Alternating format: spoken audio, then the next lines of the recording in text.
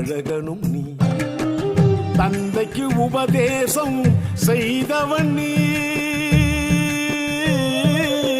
தந்தைக்கு உபதேசம் செய்தவன் நீ. உனை நினைப்போர்க்கு என்றும் துணையும் நீ. தந்தைக்கு உபதேசம் செய்தவன் நீ. உனை நினைப்போர்க்கு என்றும் துணையும் நீ. பாதம் அது நோக பார்க்க வந்தோம். பழனி மலை ஏறி வேண்டி நின்றோம். காவடி ஏந்தி வந்து காண வந்தோ. காவடி ஏந்தி வந்து காண வந்தோ.